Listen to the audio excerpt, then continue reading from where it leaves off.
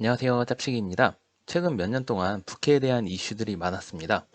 대표적으로 우리가 잘 아는 유재석 씨가 놀면 뭐하니에서 1인 다역을 보여주면서 부캐 전성시대를 열었는데요. 내 본업이 본 캐릭터라고 한다면 퇴근 후에 다른 것으로 소득을 발생시킨다면 이를 부캐라고 말하는 것 같습니다. 그래서 한 조사에서는 직장인 10명 중에 9명이 부업을 생각하고 있다는 조사가 있을 만큼 많은 분들이 부캐에 대한 관심을 가지고 있는 것 같습니다. 부업을 생각하는 주요한 이유는 자산 가격의 상승, 특히 부동산의 상승이라고 생각을 해요. 평생 월급을 모아도 서울 아파트 한 채를 사는 것이 쉽지 않기 때문이죠. 22년 서울 아파트 중위 가격은 무려 8억 6천만 원이라고 합니다. 그래서 엄청나게 매매 가격이 상승을 했죠. 이 금액을 역으로 계산을 해보니까 매월 300만 원씩 저축을 해서 무려 24년을 꼬박꼬박 모아야 이제 아파트를 살 수 있는 것입니다. 사실 거의 평생 모아도 불가능할 정도라 월급만으로는 부족하구나 라는 것들을 사람들이 깨닫고 부업에 이제 관심을 가지게 되는 것 같습니다. 그래서 사람들이 조금이라도 이 시간을 단축하기 위해서 여러 가지 방법을 찾다가 나도 남들 다 하는 쇼핑몰 한번 해볼까? 이렇게 하면서 스마트 스토어나 뭐 오픈마켓 뭐 이런 것들에 대해서 관심을 가지고 직장일 다니면서도 내가 사업자 등록을 할 수 있을까라고 이렇게 생각을 했던 것 같습니다. 아마 회사를 다니고 계시다면은 이렇게 눈치를 보이면서 이렇게 자료 조사를 아마 하고 계시지 않을까 생각이 드는데요. 직장인으로 사업자 등록을 하기 전에 고려해야 될 것들이 몇 가지 있어서 제가 말씀드리려고 합니다. 첫 번째는 겸업금지 조항입니다. 이 부분은 뒤에서 자세히 말씀드릴 텐데요. 다음으로는 겸직금지가 있습니다. 이 두 개가 비슷한 개념이긴 하지만 이거는 명함을 두 개 가지고 있다라고 생각을 하시면 되고요. 마지막으로 직장에 다니시면 종합소득세, 그러니까 세금 부분에 대해서도 우리가 고려를 해야 됩니다. 왜냐하면은 근로소득에 사업소득이 추가가 되기 때문이죠. 네, 그래서 각각 하나씩 저희가 다 살펴보도록 하겠습니다.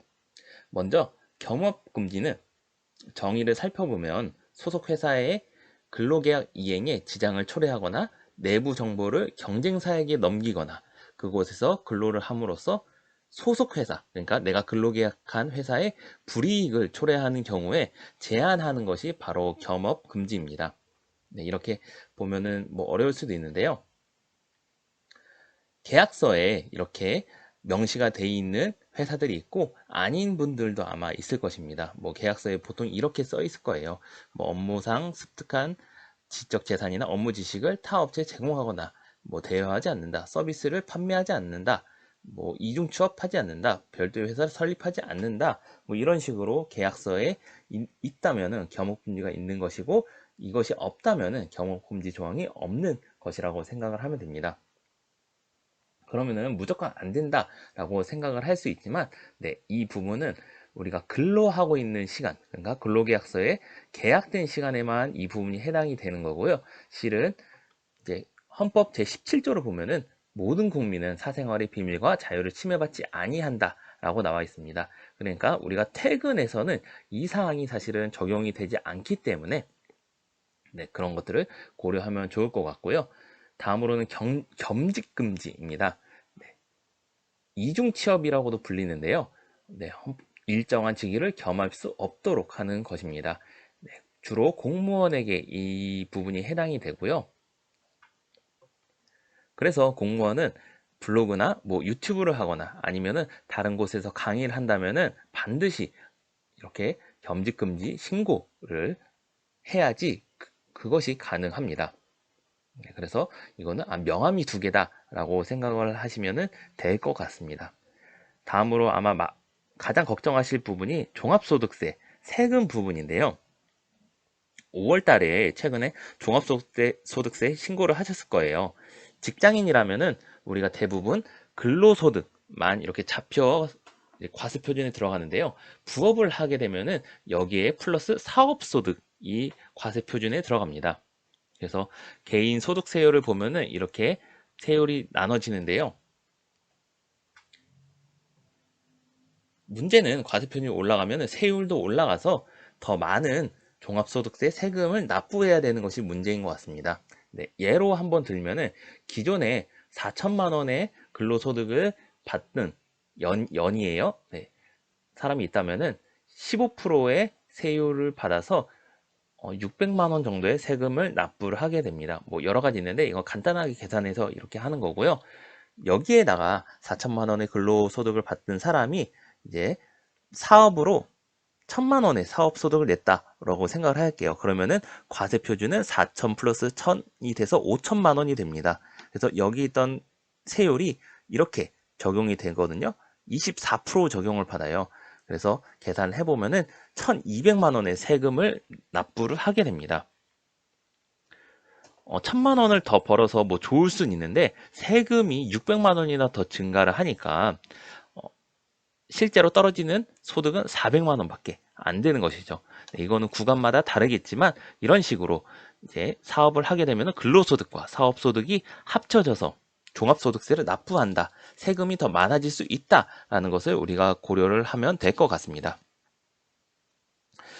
온라인 쇼핑몰을 제대로 하려면은 위탁 판매나 아니면 세금 계산서 발행을 한다거나 오픈마켓에 입점하려면은 사업자 등록증이 반드시 필요합니다.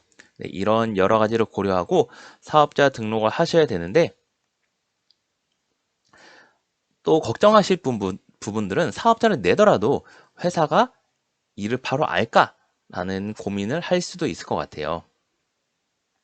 이렇게 예를 들어 사업자를 몰래 내고서 회사를 이렇게 다니면은 매일매일 눈치를 보는 삶을 살 수밖에 없을 것 같습니다. 회사가 알면 어떻게 하지? 이렇게 할 수도 있겠지만 회사에서는 바로 이 부분을 알아차리기는 힘듭니다. 왜냐면 회사로 바로 고지가 가는 것은 없거든요. 또한 종합소득세는 5월에 근로자가 정산을 하잖아요. 그렇기 때문에 이 부분을 사실 사업자를 냈더라도 바로 회사에서는 알 수가 없고 이제 한 가지 고려해야 될 것은 사업소득, 그러니까 보수의 소득에 사업소득도 들어가고 뭐 주식이나 배당소득 이런 것들이 들어가는데요. 이 소득이 연간 3,400만 원이 넘어가면은 이제 건강보험료가 올라간다고 합니다. 그래서 건강보험료의 변동이 있기 때문에 얘는 왜 이렇게 더 많이 내지? 이렇게 하면은 이렇게 역으로 물어볼 수도 있겠죠. 그런 것이 아니라면은 사실 모르겠지만 이 부분에 정답은 없는 것 같습니다. 개인이 판단해야 될 부분이고 제가 책임져 드릴 수도 없는 것 같습니다. 그래서 제가 생각하는 한 가지 판단은 이 회사를 계속 다닐 것인지 아니면은 이렇게 짧게 이별할 것인지 이 부분을 고려하고서 사업자 등록을 내야 되지 않을까라는 생각을 개인적으로 해봅니다. 사업자를 내기 어렵다고 생각이 들면은 저는 추천하고 싶은 세 가지가 있는데요. 1번은 블로그를 하는 것입니다. 다음번 영상에서 제가 스마트 스토어와 블로그를 같이 하기 때문에 이를 비교해서 다루겠지만 직장 다니면서 스트레스를 사실 덜 받거든요. CS나 이런 것들도 없고 이제 글만 쓰면 되기 때문에 좋은 수익화 수단이라고 저는 생각을 합니다. 다음으로는 유튜브가 있을 것 같습니다. 유튜브는 너무 핫하기 때문에 이제 대부분 퇴사하는 사람들이 야, 나 이제 유튜브 할 거야 이런 식으로 많이 말을 하기도 하죠. 또한 유명한 유튜버들은 정말 수익이 어마어마하기 때문에 이런 것들이 좋은 기회가 될 수도 있을 것 같고 또한 유튜브는 저처럼 얼굴을 드러내지 않고 하는 방법도 있으니까 네, 좋은 수익화 수단이라고 저는 생각을 합니다.